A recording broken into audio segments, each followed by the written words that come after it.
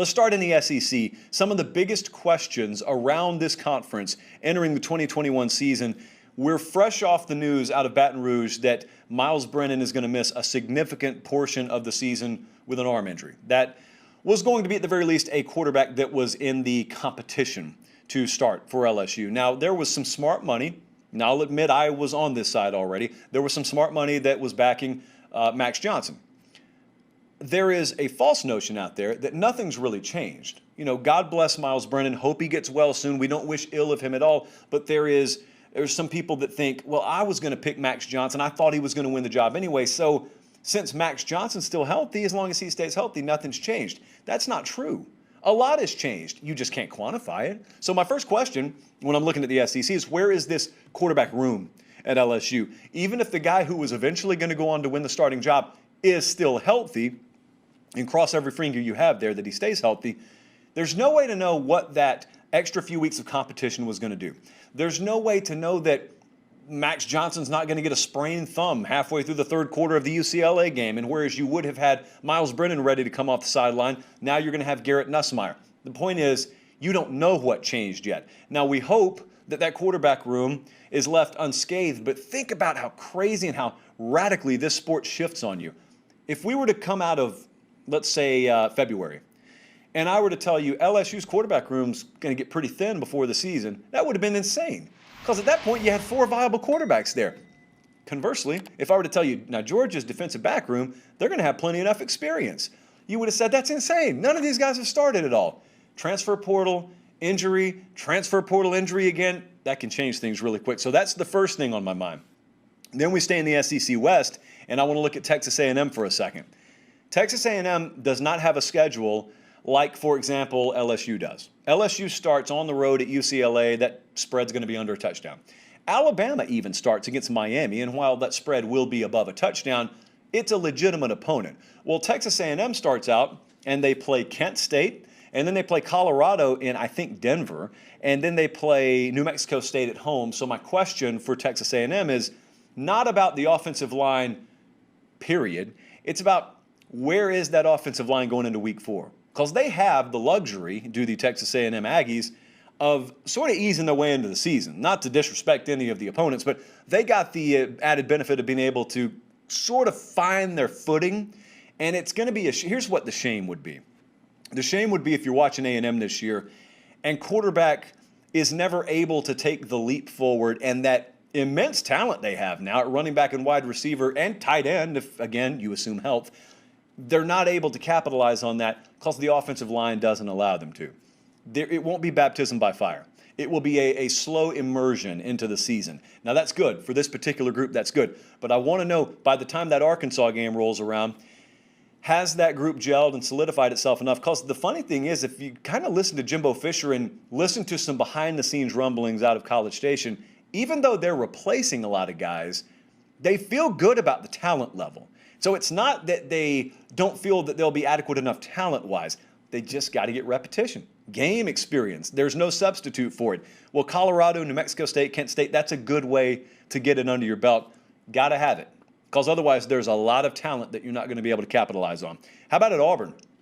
Where does Bo Nix start the 2021 season? I've done a lot of hits in and around Auburn. I've talked a lot about Auburn with a lot of different people, and always the question pertains to quarterback.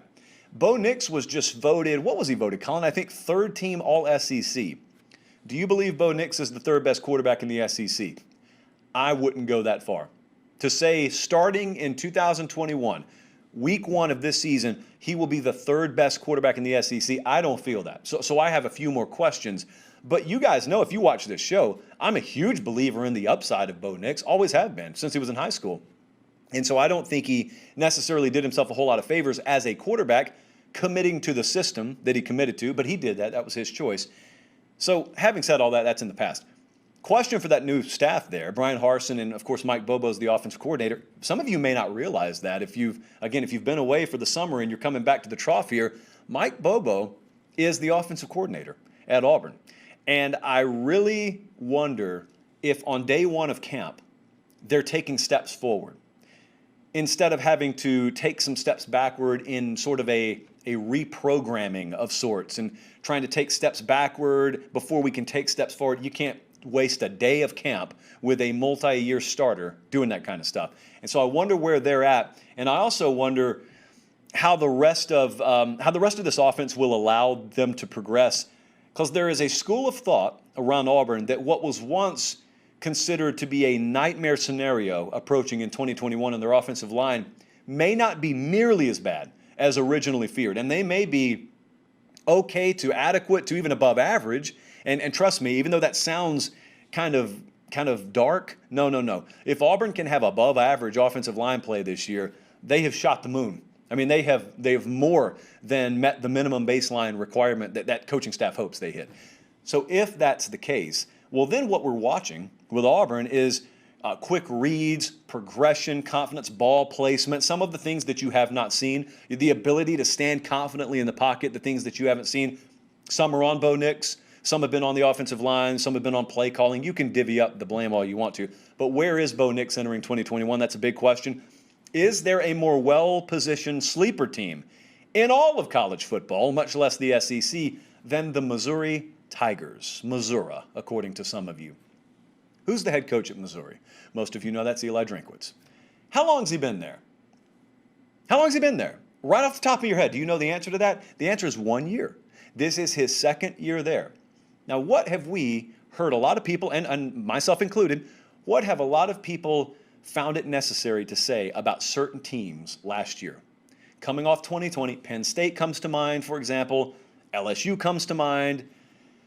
COVID disproportionately impacted some teams. In other words, some people, again, myself included, have been perfectly willing to make excuses for inadequate play last year. Have no problem with it. Again, it's a one-time only deal, but I've had no problem with it. Well, Missouri had a first-year head coach with not a lot of experience at the quarterback, wide receiver, offensive line positions. Defensively, they didn't have a lot they inherited. He walks in, and just like every other first-year coach, he doesn't get spring. I think they had 2 or 3 practices, and then they get the carpet yanked out from under him as they're trying to install new everything, culture, defensive systems, offensive systems, and they went 500 in an SEC year where you played 10 conference games. They managed to go 500, a huge feat that is overlooked right now.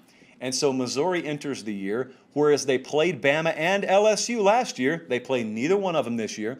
They get Texas A&M in Columbia the week after A&M plays Alabama. They've now got returning experience at quarterback in Connor Bazelak, a guy I expect to take quantum leaps this year, especially considering the guy he's playing for. And also, they have experience now at wide receiver. They have experience now along the offensive line. And if Tyler Beatty ends up exceeding expectation, which is high for him at Missouri, but relatively tame nationally, this could be a really big surprise team this year.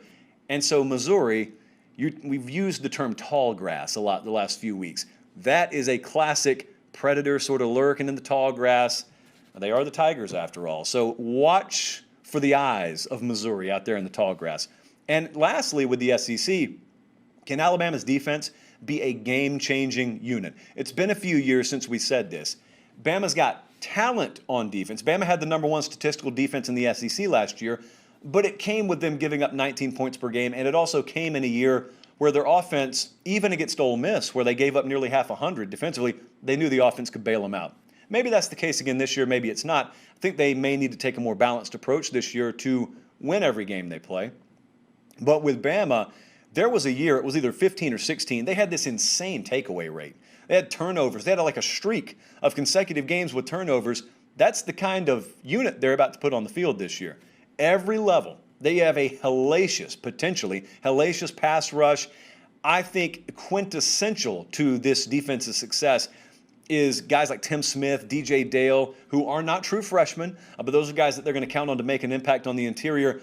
All of these linebackers are all SEC caliber. They have multiple all-SEC, all-American caliber guys in the secondary, and they have the ability to harass the quarterback and take the ball away.